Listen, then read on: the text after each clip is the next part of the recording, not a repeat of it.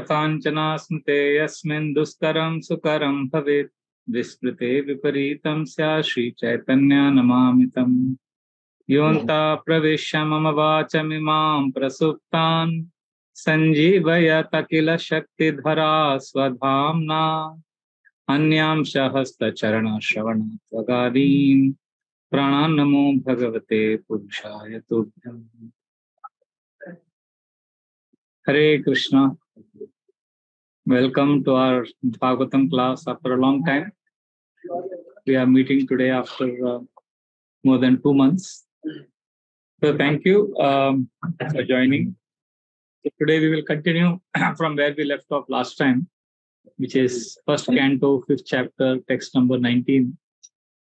But I will just give a brief summary so that we know what we were doing before we had this 2 months of break. And so I'll just, in 2 minutes, I'll give a summary. So basically, we are reading the first canto of Srimad Bhagavatam. And first canto begins with 6 questions asked by Shaunakadi rishis. And Sutta Goswami answers those 6 questions. So this goes up to from 1st, 2nd, and 3rd chapter. So once this is over, the 4th chapter, Shaunaka Rishi is going to ask, he starts asking fresh set of questions. And he basically asks questions on 3 subject matters. First he asks about Srimad Bhagavatam. How did Srimad Bhagavatam originate? What happened? How did it come into existence? Then he asks question about the speaker of Srimad Bhagavatam, which is Shukdev Goswami. And third, he wants to know about the hearer of Srimad Bhagavatam, which is Parikshit Maharaj. Basically, Parikshit Maharaj's birth, his activities, and all of that. So then, Sutta Goswami starts answering these questions. So this is how the 4th chapter now begins. And the first 10 verses, he starts explaining about who is Shukdev Goswami. So that question is answered. Then from 1.4.11, in the 11th verse of the 4th chapter, he starts explaining about the origin of Srimad Bhagavatam, which is the subject we are discussing now. We're in the middle of this subject matter, how Srimad Bhagavatam came into this world. So this is the discussion going on, and this will go on for another 2 chapters. Till the 7th chapter of 1st canto, 11th verse, this discussion will go on. Then from the 7th chapter onwards, till the 19th chapter, that is 12 chapters will be answered to the 3rd question, which is the birth, activity, the renunciation of Parikshit Maharaj, and how we met Shukdev Goswami. All of this will be discussed till the 19th chapter. So this is how the first canto is divided, and this is where we are right now. We are in the 5th chapter of the first canto, which is in the middle of answering the question on origin of Srimad Bhagavatam. And we have basically, we were discussing last time, we're in a section where Vyasadeva is very despondent, he is depressed, and Narad Muni, his Guru Maharaj, comes and tells him the power of Krishna Katha. He tells him, glorify Krishna. And then he explains to him that no problem, even if you fail while practicing Krishna consciousness, even if you can't practice Krishna consciousness properly, and if you fail, even then there is no problem. That is where we stopped. And the power of Krishna consciousness was being described in the 17th, 18th, and 19th verse of the 5th chapter of the first canto. And that is where we had stopped. And that is the point from where we will continue today. I hope this summary is clear. So whatever we did for the last 1.5 years before we took a 2-month break was summarized in the 2 minutes now. So now we start with the 19th verse, and somebody has, all of you have access to Srimad Bhagavatam, first canto, 5th chapter. Yes? So can one of you read loudly the translations of 17th and 18th verse? One who has forsaken his material occupations to engage in the devotional service of the Lord may sometimes fall down by in a nature stage. Yet there is no danger of his being unsuccessful. On the other hand, a non-devotee, though fully engaged in occupational duties, does not gain anything. Persons who are actually intelligent and philosophically inclined should endeavor only for that purposeful, and it is not obtainable even by wandering from the topmost planet Brahmaloka down to the lowest planet Patal. As far as happiness derived from sense enjoyment is concerned, it can be obtained automatically in course of time, just as in course of time we obtain miseries even though we do not desire them. Correct. These are the two verses which we have covered. So today we'll go with the 19th verse, which again emphasizes the power of Krishna consciousness, that even if you do little bhakti, you are always protected. So you can repeat after me this verse, 1.5.19.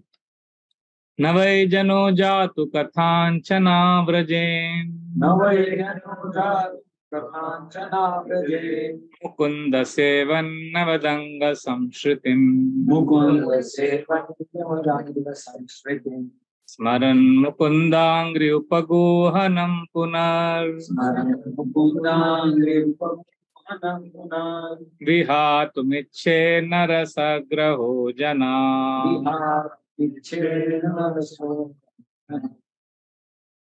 read translation? My dear Vyas, even though a devotee of Lord Krishna sometimes falls down somehow or other, he certainly does not undergo material existence like others, etc. Because a person who has once relished the taste of the lotus feet of the Lord can do nothing but remember that ecstasy again and again. So here, this is a very, very hope-giving verse of the Srimad Bhagavatam, where Narad Muni is saying that once if somebody has tasted bhakti, once if somebody has relished Krishna consciousness, and once if somebody has remembered Krishna with feeling, Smaran Mukunda Angri Upaguhanam Punar, then the advantage is such a person will never give up bhakti, even if externally it appears that he has given up. Because Rasagraha, just like your Shani Graha, Rahu, Ketu, he has got a Rasagraha, he has got the Rasa, he's got a taste. So that taste will haunt him and he will keep, one day he will come back to Krishna consciousness. So this basically, even if once somebody has remembered Krishna with feeling, then even if he engages in sense gratification, he will always realize that those days were happy. That was a very peaceful, very happy moment. I wish I can get that. So therefore, Narad Muni is telling Vyasdev, glorify Krishna consciousness, because if somebody practices Krishna consciousness, there is no loss. That is how it is very powerful. In fact, they will come back with renewed vigor. They will come back with greater enthusiasm. So even if a devotee falls down, even if a devotee gives up the practice, there is no loss. That is how powerful bhakti is. You know, it is like a devotee falling down and a non-devotee falling away or doing something wrong. There is a big difference. You know, it is like a cement. You know, you take a ball made of cement and you take a rubber ball. If you take a cement ball and throw it on the ground, what happens to it? It will just fall on the ground. But if you throw the rubber ball on the ground, it bounces back high. So devotee is like a rubber ball. A non-devotee is like a cement ball. So when you fall, having not practiced Krishna consciousness at all, it is a fall. But if somebody is a devotee and he has accidentally slipped, then he comes back with renewed vigor. He comes back with renewed determination to practice Krishna consciousness, because he realizes how hollow sense gratification is. And he understands that this is so tasteless. What a fool I was. And the taste of bhakti will always haunt him, will always make him feel that other things are useless. In fact, there is one purport where Srila Prabhupada writes that Krishna consciousness is so powerful that one is forcibly dragged to success. You know, that means it is so powerful that if somebody is sincere, one has experienced the taste, one will keep it in mind and he will come back. I think I spoke last time the story of Radhika Raman Prabhu from US, who was telling the story of one devotee who left the movement because of some problems, and then he was working in a company, and then he came back as a picnic. They came to ISKCON temple and there he saw Aarti going on. And he was reluctant. He said, no, I won't go to the temple. But finally, when he saw the Aarti, he was overwhelmed. And then he just remembered all the things he had done 15 years ago. And then he gave up his office and he joined the temple again. So that's how powerful bhakti is, and there are many stories like this. So therefore, we need to know that if you sometimes see devotees in Hare Krishna movement, I've seen always some devotees, they come to the process and they take up to the process like a fish takes to water. And they seem to be very comfortable with bhakti. So you should know that it is because they are coming back after last life. They must have done up to 98%. In Krishna consciousness, the passing marks is 100 out of 100. You can't say that I will go back to Godhead with 35%. You have to get 100 out of 100. But the advantage we have is if you have completed up to 75 in this life, next life you begin with 76. If you study in a school or a college and if you fail, if you get 30 out of 100, next semester when you appear for the exam, you can't say that I need only 5 marks to pass the exam. You have to again get 35. But in Krishna consciousness, wherever we have stopped, next life we continue from there. So we have seen many devotees, they have done up to 98%. Then they come to Hare Krishna, immediately they start chanting. And sometimes we see some devotees don't chant at all. But we know that, we should know that there is no loss because their bhakti has begun. Because somebody has told them something. So again, somebody will tell them. So eventually they will take up. Basically, there is no waste. I don't know if you have seen some devotees come and they immediately start memorizing so many verses. And when I see them, they are so natural, as if they know all these pastimes. It's like, I know this. How do they know this? Where did they hear it? It is from past life. So therefore, when we are giving Krishna consciousness, many times devotees get discouraged. Oh, this person is not chanting. I'm telling him about Krishna. Don't worry. You have done your job. You have planted the seed. It will fructify one day. It is like grass. Have you put fire on grass? If the grass is dry, what happens? Immediately catches fire. But if it is a moist grass, if you put fire, will it catch fire? But something advantageous will happen. Remove the wetness. It will remove the wetness and it will become dry. And if there is wet grass, and if you put fire on that wet grass, will it catch fire? No. But one good advantage it has is, it will not even become dry, but at least it will become moist. So wet grass, if you put fire, it will become moist. Moist grass, if you put fire, it becomes dry. And dry grass, if you put fire, it immediately catches fire. So many of us here, some of us here are like dry grass. As soon as we come to Hare Krishna, immediately we start chanting because we were practicing earlier. Some of us are wet grass, but at least we will become moist. Some of us are moist, will become dry. Basically, everybody gets advantage of the fire of Krishna consciousness. There is no loss. That is Narad Muni is trying to emphasize on this. That Krishna consciousness has effect on everyone because the process is perfect. In our vision, they may not become devotees in our lifetime, but somewhere their journey has been. I'll give a simple example. During the COVID time, I was staying in Udupi with my mother for 8 months. So during that, when I used to be tired, there are some traditional ancient temples there, which are thousands of years old. So I would go to those temples and chant in a corner. Nobody would see me, and it was anyway locked down. And I was staying there in my track pant and t-shirt. I was not going around in saffron clothes because a lot of other issues there, complications. So I was going around and nobody knew that I'm Hare Krishna. So I would have a bag, my bead bag would be there. I would go to the temple and I would quietly sit in a corner. But one day, because there was some puja, some family worship and all that, so I had worn my saffron clothes. And I had gone to the temple of sitting in a corner and chanting. So one young girl, maybe 19 or 20-year-old girl, she came to me. She would not have come to me if I was not in saffron dhoti kurta. She saw that I am some Hare Krishna devotee. She came to me and she was crying. And then she said, "Sir, can you help me?" I said, "Who are you? What do you want?" And then when I heard her story, I was shocked. She was a girl who had run away from home, and her stepfather and stepbrother, they were kind of lusting over her, and she was trying to run away from them. And her mother was helpless in protecting her. And her house was in the other corner of Karnataka, a remote village. She had taken a bus with very little money. She ran away. She knew that because she said, from childhood, I love Krishna. I know that Krishna is very nice. She doesn't know anything more. I just love Krishna and I know Krishna will protect me. So I just came to Udupi because in Udupi there is Krishna temple. And now I'm seeing you, I feel you can help me because you seem to be devotee of Krishna. So can you help me? I said, how can I help you? I said, why don't you call your mother? She didn't have a mobile phone also.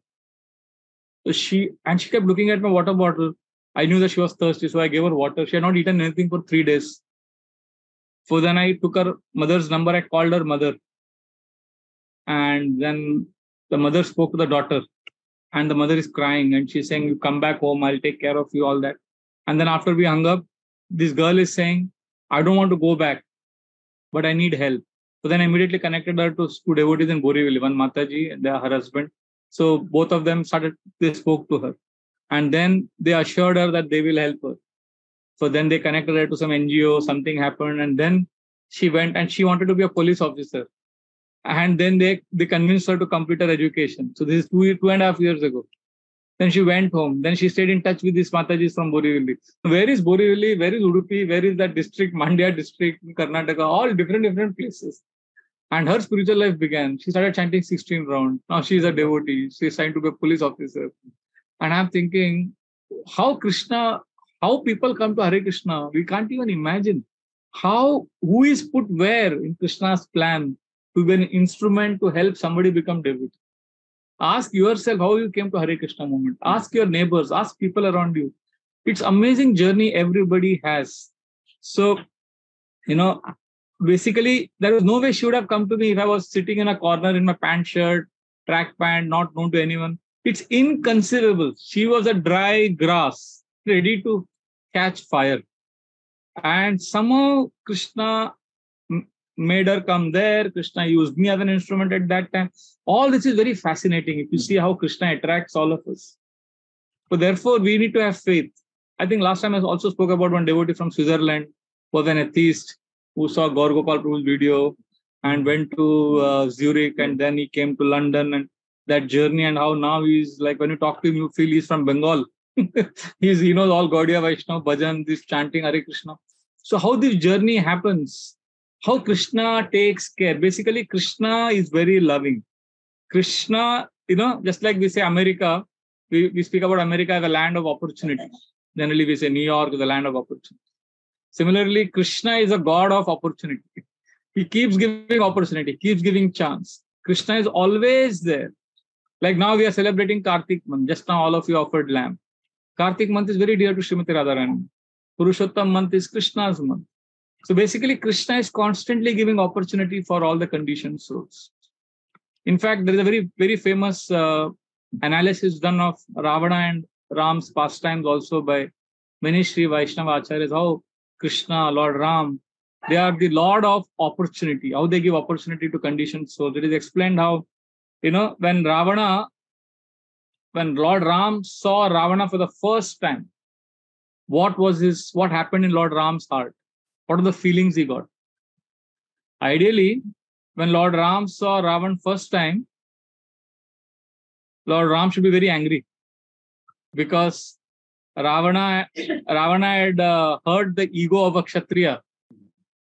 Ram, the ego was that his wife was kidnapped. There was a major breach in security system. Pura wife ko uta ke leke gaya. Such a big insult to Lord Ram actually. But it is explained in the Valmiki Ramayana that when Lord Ram is seeing Ravan for the first time, Lord Ram feels love and compassion. He feels, isko sudarna chahiye. We should surrender. See, our constitutional position is to what? Living entity's constitutional position is what? To serve Krishna. Jivera Swarupa hoy, Krishnera Nitya Das. And the Lord's constitutional position is what? That is always very compassionate. Kaunteya pratijanihi name bhakta pranashyati. Krishna says in the Gita that, oh Arjuna, declare to the whole world that my devotee will never perish. So Lord's constitutional existence is, he just wants to embrace us. He wants to invite us. And our constitutional position is to serve him. And he's more eager that we go back to him than we are eager to go to him. So therefore, when we deal with devotees' frailties, when we deal with devotees' problems, we have to be compassionate because that's what Krishna would be. Like when we see somebody struggling in bhakti, we need to know two things. We need to know that the bhakti process is very powerful and he will come back. And secondly, he is struggling, so he needs empathy and compassion.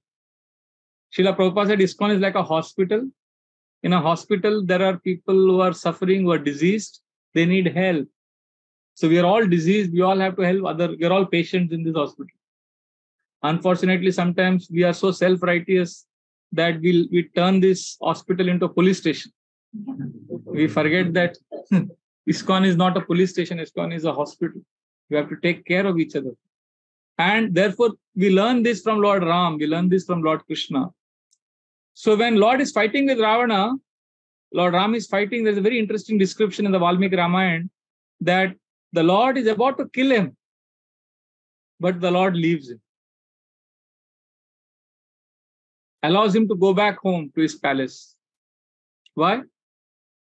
Some people say it is because, it's a big insult to a Kshatriya if he is left like that. No, Lord Ram is not insulting him. Lord let him go because the Lord thought he will go back in the night, he will take rest, he will start thinking and he will understand his mistake and he will come back and surrender tomorrow morning. So Lord is giving opportunity, he is a Lord of opportunity. Let him surrender, let him go. And this mood is revealed in this section of Srimad Bhagavatam, which we are reading, where Narad Muni is assuring Vyasdev that Krishna will give opportunity. See, even Mother Sita, when she first time saw, like when Ravana, after kidnapping her, Ashok Vatika, when he came there to see her dressed in royal robes. So Sita could have first just blasted him, shouted at him. But it is described in Valmiki Ramayana how first she respects Ravana's ego by telling him to make friends with Ram. She doesn't immediately chastise him. She hopes that he will surrender to Lord Ram. She gives him an opportunity. When Hanuman saw Ravana for the first time, when he approached him in Lanka, it is explained how Hanuman also tells Ravana that please honorably return Mother Sita. He also reasons with him.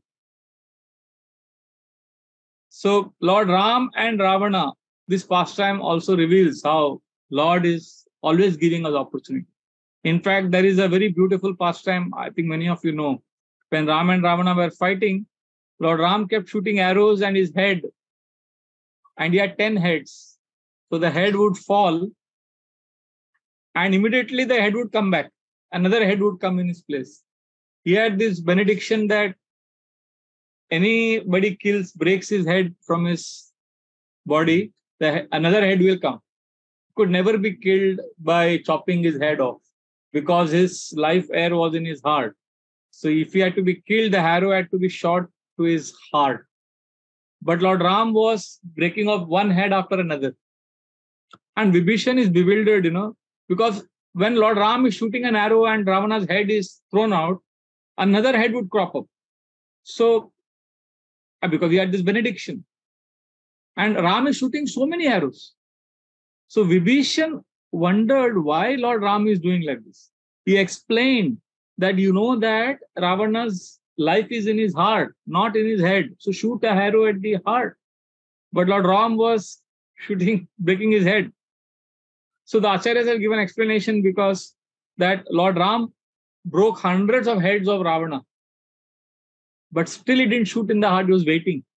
Because he was thinking this next head that has come, that will give him good sense to surrender. अभी तो अक्कल आएगा ये head में शायद थोड़ा अक्कल रहेगा. But Ravana was very, very obstinate. He was incorrigible. So better sense did not prevail in Ravana and he did not surrender. Therefore, some acharyas very poetically say that in the Rama Ravana Yuddha, it is actually Lord Ram who lost and Ravana did not lose because Lord Ram lost because Lord Ram was wanting him to surrender and Ravana did not surrender. So the point we are saying is Lord sends many devotees to our lives. Many, many people come to our lives in different ways and they tell us about Krishna. This is all an opportunity given by the Lord.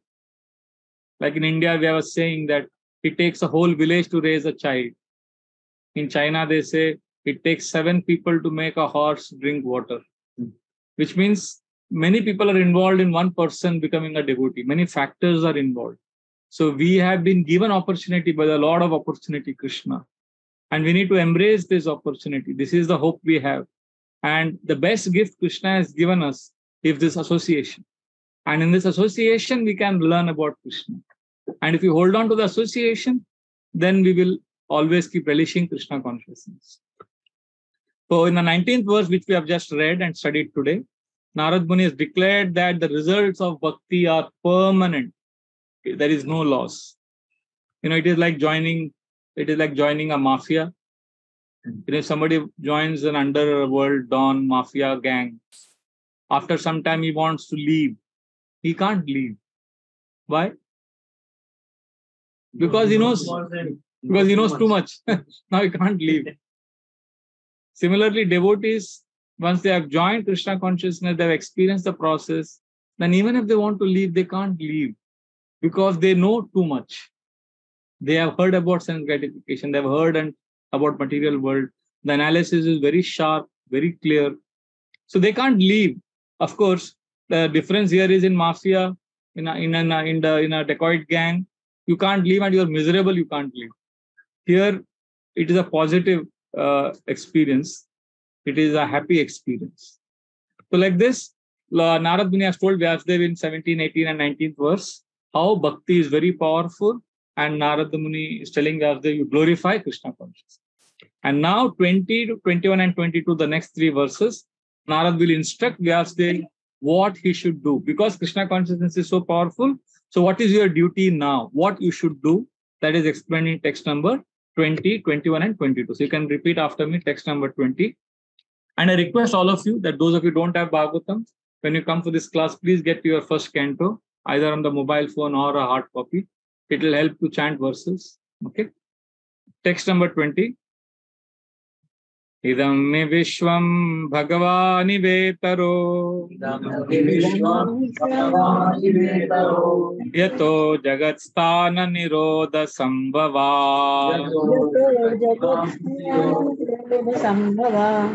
taddi swayam veda bhavam tatapite pradesha matram bhavata pradarshitam.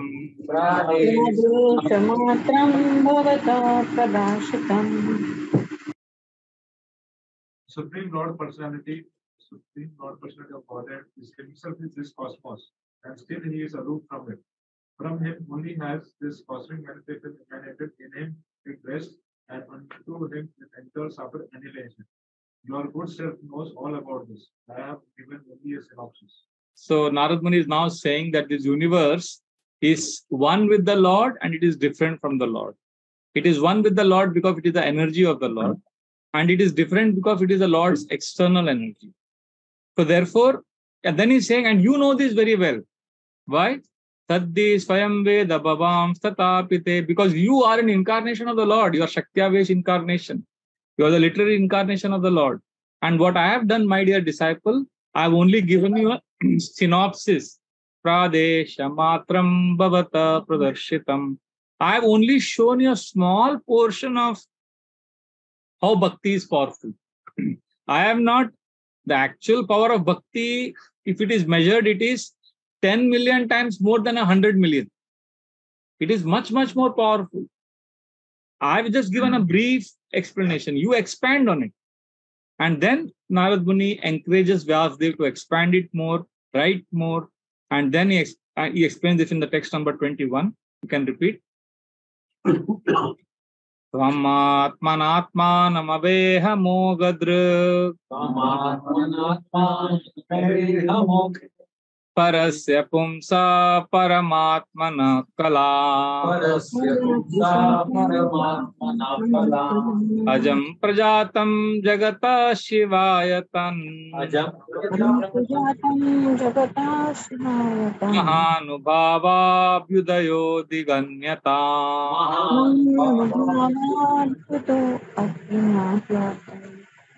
Your goodness has perfect vision.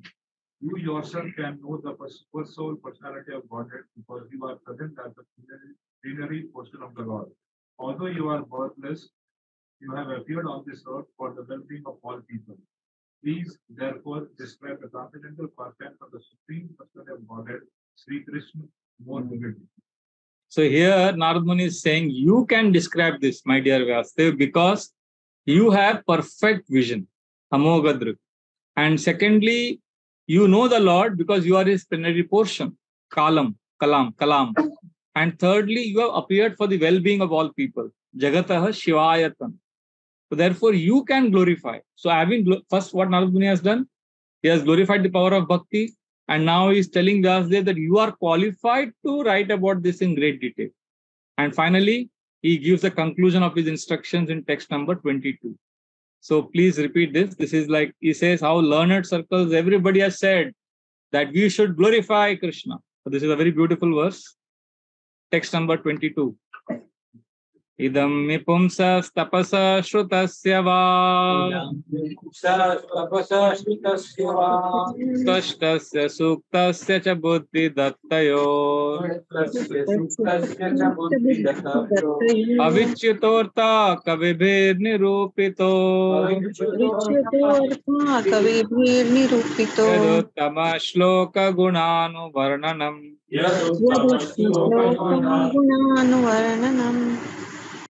Learned circles have positively concluded that the infallible purpose of the advancement of knowledge, namely austerity, study of the Vedas, sacrifice, chanting of hymns, and charity, culminates in the transcendental description of the Lord, who is defined in choice quality.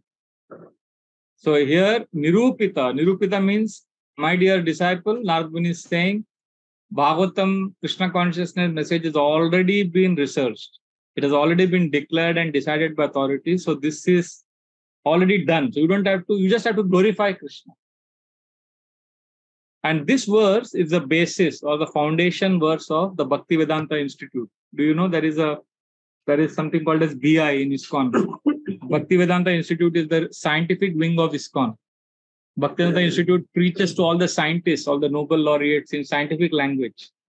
Their journals, their books are all written in a very technical language. So, and that is very impressive for people who think Hare Krishna is simply some religious movement or some superstitious movement. So Bhaktivedanta Institute has members, as devotees, who present Krishna consciousness teachings in an extremely scientific language which only scientists can understand. And the entire institute is called Bhaktivedanta Institute. And their foundational shloka, which is their vision statement, this shloka is put there.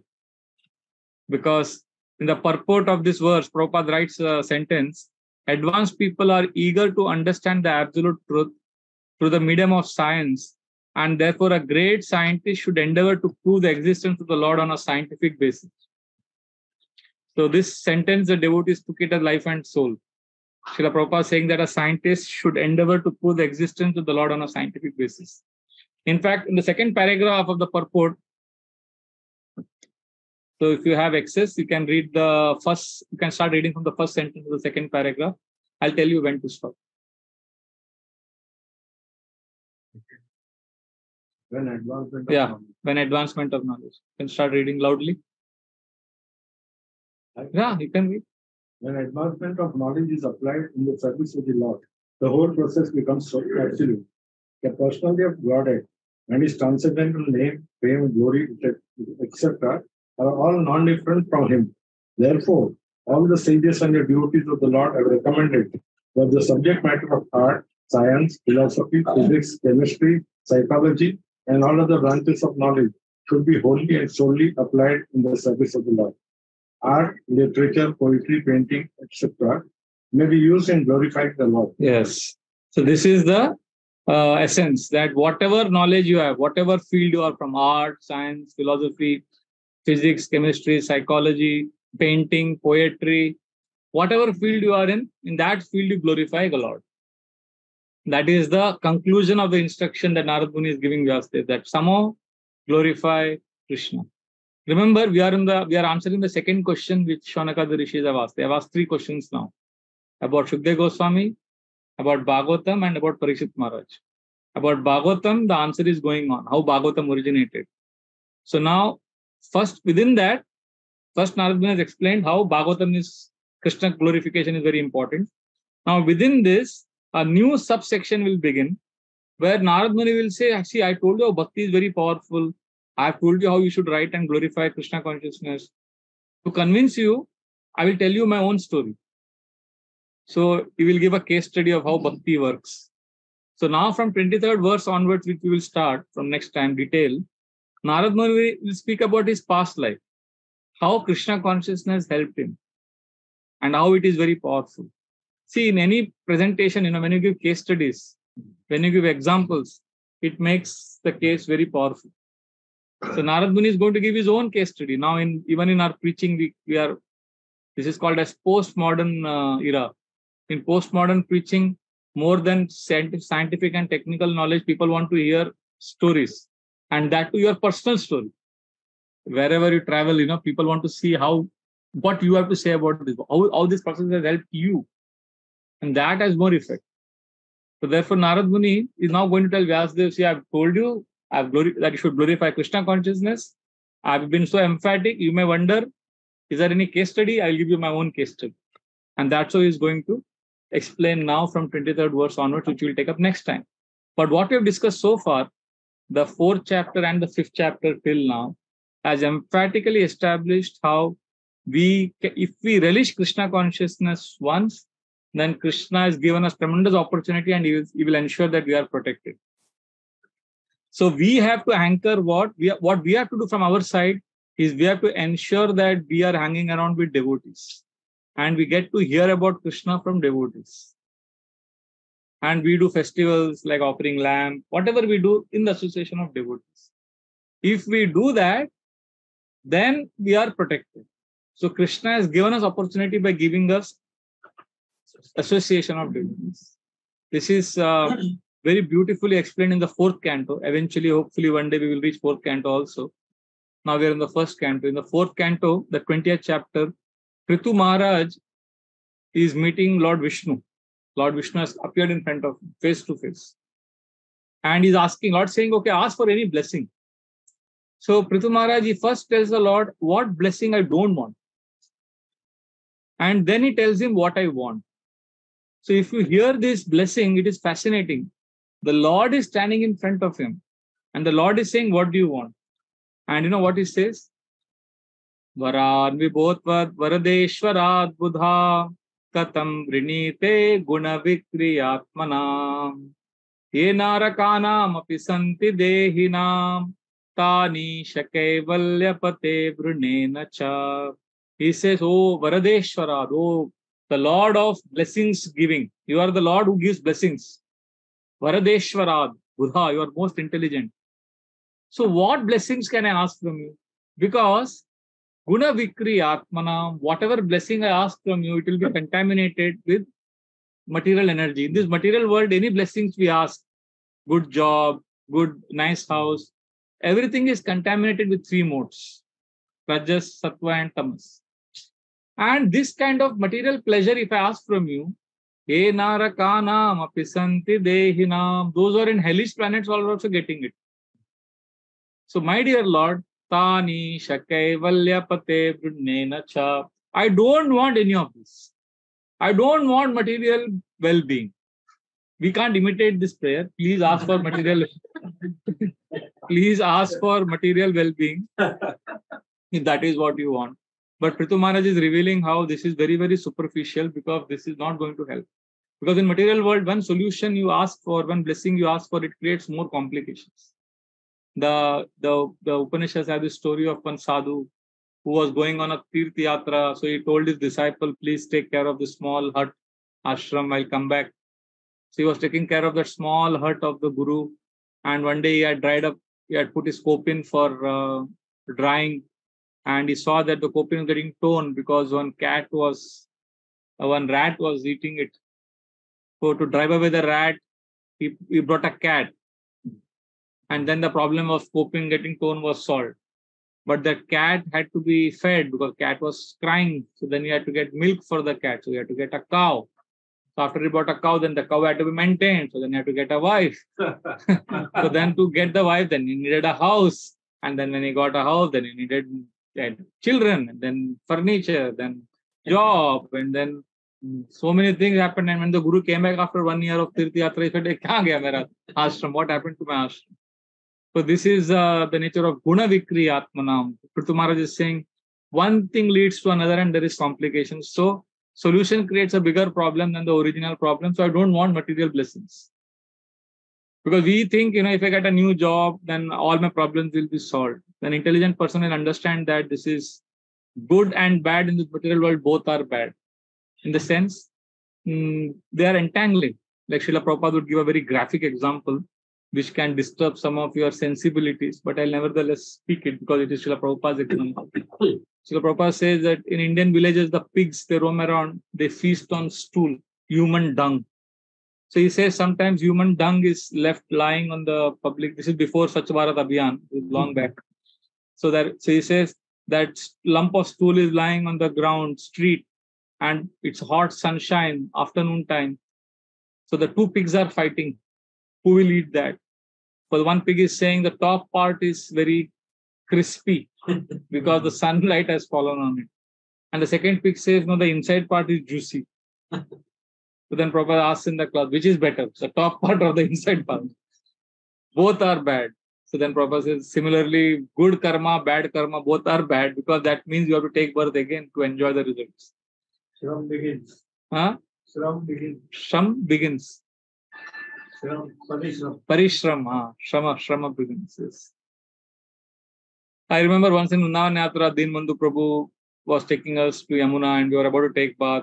He announced that whoever takes bath in Ganga, whoever goes to Ganga and takes bath, all your sinful reactions are removed. And now you are in Vrindavan. If you take bath in Yamuna, all your pious good reactions will be removed. So, do you want to take bath? So everybody was reluctant. What is he saying? He was saying basically that both pious and bad reactions will go away and you will get love of Krishna. So if you take bath in Yamuna, you will get love of Krishna. So therefore, Prithu Maharaj is saying, Kevalya Pate, O Lord of benedictions, you are the one who gives liberation, you give benedictions. I don't want material benedictions. So after saying that, then Prithu Maharaj is telling the Lord, okay, I've told you what I don't want. Now I will tell you what I want. Now this is why it's very interesting. I was speaking about association. I was speaking how Krishna is the Lord of opportunity. I was speaking because of remembering this verse of Prithu Maharaj, where he's explaining in front of the Lord what he actually wants. He's saying, Na kamayena tatadapaham kvachin na yatra yusma charanam bhujassava mahattamanta hridayan mukachyuto vidatsva karna yutam eshamevara. He says, my dear Lord, na kamaye natha, I beg you, don't fulfill my desires, material desires. Not just now. Naham api aham kvachin. Right now I am saying don't give, but tomorrow my mind may change and may ask. So tomorrow also if I ask you, don't give. And after 3 years, I may go to some other city and from there I may ask, a need may arise. So if I go somewhere else also don't give me. If I ask after some years also don't give me. And now also don't give me. So he's so much clear that he doesn't want it. And what do I want? Nayat prayusma charanam bhujassava. I want to drink the nectar that is coming from your lotus feet. And where is that nectar available? He's saying, Mahattamanta hridayan mukachyuto. The great devotees of you, in their heart, that love is there for you. That is like the wholesale Krishna. See, Krishna's love, Krishna doesn't give it directly. He gives it to the retailer. The retailer is a devotee. And the retailer devotee has kept it in a storehouse. And that is his heart. Mahattamanta hridayan mukachyuto. The storehouse is the heart. Mukachyuto. The counter from where it is sold is the kata, is the mukha, is the mouth of the pure devotee of Krishna who glorifies Krishna. So I am telling you, my dear Lord, that I want to go to this counter, this shop, where the pure devotee is glorifying you. Means basically I want to come in association of devotees. And now to get this nectar, I will need what? What is the container you will need? to get this nectar of Krishna Katha? Glass. Huh? What is the glass? How do you receive the ears? So he's saying that this nectar of your lotus feet is with pure devotees and in their heart. And when they speak, I want to collect it through my ear. So what blessing I'm asking you, my dear Lord? Give me what? Vidat swakarna yutameshamevara. He says, please give me 1 million years. Karana yutam. Yutam means million. I want just imagine 1 million years. This is very poetically saying, give me 1 million years because I want to hear. Because there is so much of nectar flowing. It is very, very intoxicating. Glorification of Lord is very intoxicating. Just like a drunkard, he tastes nectar. Right? So Krishna Katha is also an intoxication for devotees. They, just like, in this world, great shires, poets, they have glorified liquor. I don't know if you, in this world also liquor is glorified by a lot of ghazal singers and shires in their shairi. When we were young, we were very fond of Ghulam Ali. I don't know if you heard of Ghulam. He's from Patiala Gharana, very famous singer. He's a disciple of Ustad Bade Ghulam Ali Khan, who is now Pakistan. So that is a very famous ghazal he had sung called Hangama Kyun Bharpa, Thodi Si To Pee Liye. Chori to nahi ki, daka to nahi dala. Because in Islam it is a sin to drink. So he is basically begging, Thodi to piya hai maine. I have not harmed anyone. I just basically is desperate for that liquor. So in that desperation, he's saying, this is giving me life. Oh, this is giving me life. So this is a perverted reflection. A devotee feels exactly like that, but in context of Krishna Katha. For him, that life, like a drunkard gets that life from that liquor, a devotee wants, give me that beverage of Krishna Katha in the association. Because it is not available alone. We have to go to, the heart is the storehouse and the mouth is a counter from where it comes. And to collect this beverage, he's saying, Vidatsva Karana Yutam. Karana Yutam means million. I want million of years, Pitu Maharaj is saying.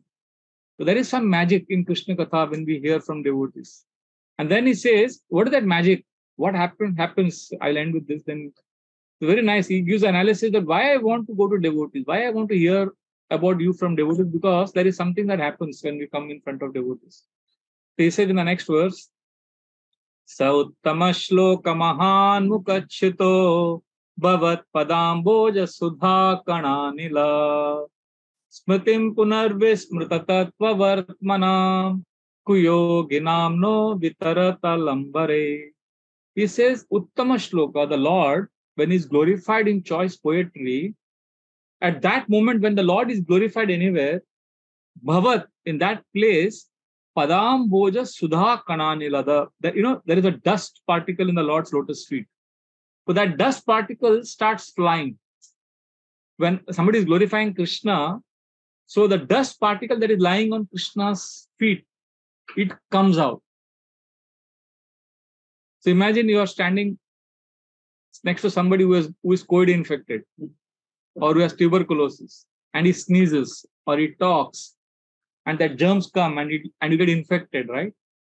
So similarly, if somebody is infected with Krishna COVID, love of Krishna, and is glorifying Krishna, then what happens is the dust from Krishna's lotus feet, Sudha Kananila, that particle starts flying. And that, so Prithu Maharaj is saying, when I'm hearing Krishna Katha, that dust particle will hit me. And when that will touch me, what will happen? Smritim punarvismritatatva vartmanam. I am living in a space of vismriti. Vismriti means forgetfulness. But when that dust particle falls on me, smritim punar, that my forgetfulness will go away and I'll again remember you properly. And I'll become sober and stable. Therefore, my dear Lord, I am a kuyogi. Kuyogi means a bad yogi. Kuyoginam no vitarat alambare. Why you want to give me any blessing? Because I am a kuyogi, bad yogi. So if you give me material blessings, I will be more disconnected from you. You better give me 1 million years so that I can go and take nectar from devotees who are glorifying. So like this, we see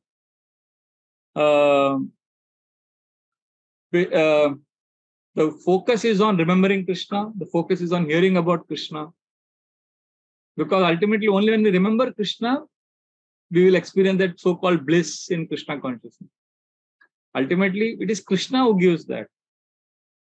It is in remembering Krishna's beauty, Krishna's pastimes, offering heart. Just like if you love a person in this world, when you connect with that person, when you speak with that person, when you listen to that person, that's when your love becomes better. Similarly, when we remember Krishna, when everything beautiful happens. And for that, we need to hear about Krishna. Only then we can remember Krishna. So if we can't remember Krishna, if we can't say no to illusion, then no problem. Then after Maya has pulverized you, after you have been in illusion, then you can remember Krishna. Somehow come to Krishna. That is the point. If you can't say no to Maya, at least you take permission from Krishna before you choose Maya. Or after you have chosen illusion, you go to Krishna and seek forgiveness from Krishna. Yena kena prakarena manha Krishna nivesha. Somehow or the other connect with Krishna. And then when we connect to Krishna, especially from devotees, that the dust particle will enter our heart and Krishna will manifest. Say in December 1966, when Srila Prabhupada was in New York, he was preaching. Many people are coming to his classes. Many of them were hippies. They had no idea about Krishna consciousness. But Srila Prabhupada had faith that because he has a pure desire, he is giving the dust particles of Krishna's lotus feet. Whoever hears it, they will become purified. So in one particular class, when Srila Prabhupada is speaking, one man got up and said, I have a question. Srila Prabhupada said, sit down. There is a time for question answers. Now, after the class, you speak. He said, no, I want to ask. But then he had his supporters. They also started demanding, no, you take the question right now. So then Prabhupada is trying to convince them, pacify them. Third person stood up. And he started blabbering loudly and everybody's attention was grabbed by him. So then he started saying, how long is a person allowed to go on thinking and not thinking? Basically, he was simply speaking words. It did not make any intelligent, there was no intelligent sense coming out of it. So then and Prabhupada said, stop. Because Prabhupada wanted to speak Krishna Katha. So then one man said, so some people in the audience said, let him finish. Because his supporters said, you have a right to speak. You should speak. So then devotees, some of Prabhupada's students, Prabhupada was called Swamiji at that time. They were trying to make those people quiet. There was like a kind of fight going on. So then as this fight was going on, second man got up. He said, I have one question. Please. I have one question. Please answer this question. How long is an individual allowed or expected to go on without any type of thought? How long? So then Srila Prabhupada said, see, I am not finished. We have question answer time after the class. And the parties go on quarreling. And Srila Prabhupada says, see, I am very happy that all of you are very curious. But please wait. Have some patience. We have not finished. As soon as we finish the Krishna Katha, after 5 minutes, after 10 minutes, I will answer your question. Don't be impatient. Please sit down. So then audience quietly sits down. And Prabhupada starts speaking Katha. After 5 minutes again, they are unable to stop. So then this person starts getting up, talking. Prabhupada says, okay, the gentleman is very, very impatient. We will stop here. So what is your question, sir? So this man stands up, looks at everyone, clears his throat because he's got the attention. And then loudly he says, practically, we tend to place emphasis on those we identify with and the fact itself.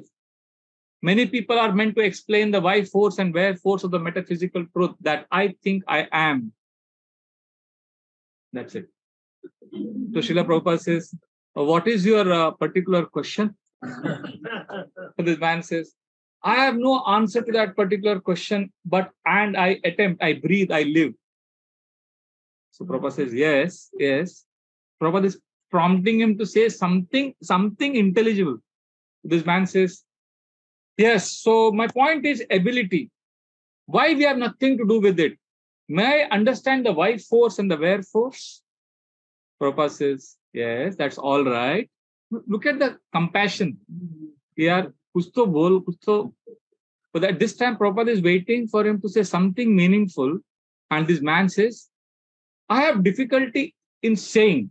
And as soon as the word Prabhupada hears the word difficulty, Prabhupada says, yes, you are right. Material world means full of difficulty. So Prabhupada was looking for something that makes sense. But then Prabhupada says, so in material world, there are a lot of problems and difficulties. So this man realizes that Prabhupada has not taken he was trying to grab, this man was trying to be the center of attention. Prabhupada has taken away the center. Then he shouts, he says, no, I don't have any problem. This is the greatest fact and I have you know. Prabhupada says, yes, what is the point? He says, so this man says, I actually know the why force and the where force. So one devotee till now, the devotees were also sitting. They wanted to hear Krishna Katha. So this devotee lost his patience. He said, if you know, then why did you come here? So then he says, I didn't come here. This man says, let me explain my position. This isn't necessarily I feel. I think. The difference is to learn. You will find it innumerable times by the same token that maybe we are able to reconcile the fact of the individual being for a long time to find out the why force and the where force. So then Srila Prabhupada turns to one boy who was coming for the program, was sincere in bhakti. His name was Roy. Prabhupada looks at Roy and says, Roy, can you answer this question? It's a very simple question. Can you answer? So Roy looks at that rambling questioner with sympathy. And he started explaining to him. And then at one point of time, Prabhupada says, bangs the table. He says, stop! Enough questions. Let us have kirtan. And Prabhupada does kirtan. So basically, Prabhupada's voice seems tired and resigned because it's exasperating to preach to such people. And then the kartals and mridang and Prabhupada is singing kirtan. So it goes on till 9 o'clock. Now it's 9 years. We stop. So then after the kirtan, Prabhupada tells one boy to get apple. Prabhupada has apple and a knife and a wooden bowl. He makes into 8-9 pieces and hands out to each of those boys who have come.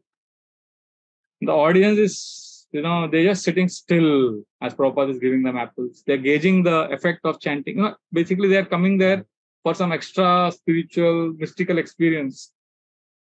So basically, this is how Prabhupada is giving that Sudha Knana Nila, the dust of the lotus feet of Krishna. Prabhupada is giving it like this. He was going all the places. He went to America to give it. And he brought about a transformation. Thousands of people became devotees in America when he went and did that. So imagine disinterested people, it had so much effect. Krishna, dust of Krishna's lotus feet. Imagine if we have interest, what will happen? Imagine if you're eager to hear about Krishna, what will happen? Therefore, Krishna is the Lord of opportunity, and a pure devotee is the one who facilitates that opportunity. So therefore, this is the main message of this section from 1.5.19 to 22. Next time, we'll enter into this amazing case study of Narada's own story. How in his past life, what happened, how did Krishna consciousness help him? That we will discuss from next week onwards. Hare Krishna. Any comments or questions regarding today's class? So, Prabhuji, actually, you mentioned that point, that if we have a problem solving technology, the solution gives more problems than the original problem. Give a story of that, mouse and cat. So, at one level, we can see that we need to solve the being in the world. Still, we cannot do away with solving problems. We need to have material well-being solutions that we want to solve that. And when we see that, okay, we solve that, but with the back of mind, we know, okay, it's not going to solve, but we're going to slow, create more problems. Solution will be one problem. So we resign to that, just forget that. And at the end of the time, we also know that good and bad is also bad. So, ultimately, we are the world only. Largest perspective, we have to cover, we'll be the world, we cannot overcome all that the world. So these 2 points make us stuck up where we are. Although we have to somehow solve the material problems with solutions, material solutions also. But studying these things, we cannot if you just leave it there, it's not going to solve most of the problem. So we get stuck and we don't have any desire or need for material progress in life or material advancement, which is so this kind of a system and thought process remains in the mind. So how do you understand and deal with these situations? So you are saying we lose desire to solve the material problems? Yeah, material needs, because we don't, although you feel that if solution करूँगा तो फिर problem आएगा, क्या करेगा, उधर ही पड़ा रहेगा. और अगर कर भी किया solution तो ultimately world में रहूँगा. You'll be stuck with the world. I'm not going to get out of the world. So there's no, and at the same time, we have to go on also in life, material work. And has to progress because we are having body and family and whatever, like body, kids are there, everything is there. So that has to go on also. Just remain standing. So थोड़ा paradoxical लगा. Yeah, it's true. Many devotees have this problem. They lose interest to take care of the material situations. And if they do something, they are not really, they know that it's not going to give permanent solution. Yeah, that's what.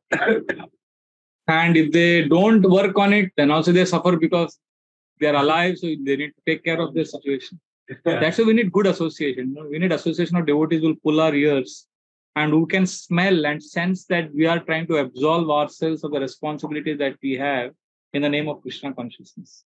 Many times, we put gun in the shoulder of Krishna and fire.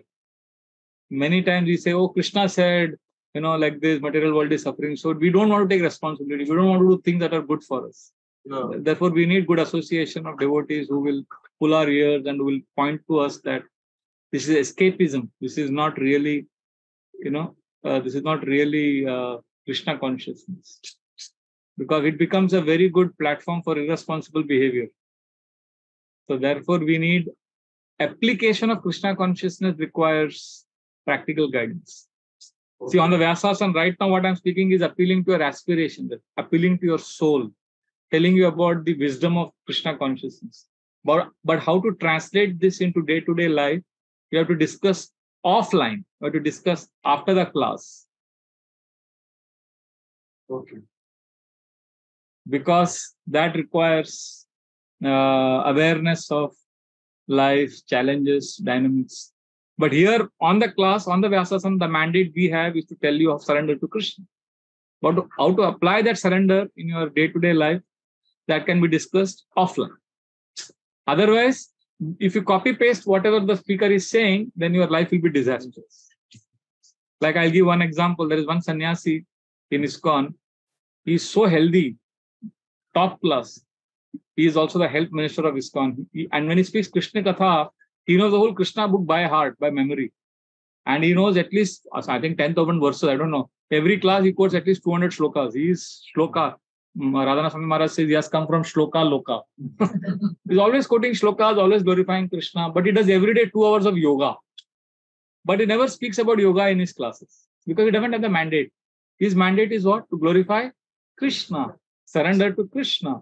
So if you want to surrender to Krishna completely after being inspired by his class, then after his class, meet him off the Vyasasana and ask him, how do I balance my life? How do I surrender to Krishna? He will tell you, do yoga. Do this, do that. But on the Vyasasana, he won't. So the point I'm saying is that application of Krishna consciousness principles requires awareness of ground reality and consulting with devotees who are dealing with the material energy on a day-to-day level. That's the way we go forward. Thank you. Okay. We'll stop here. It's 9 p.m.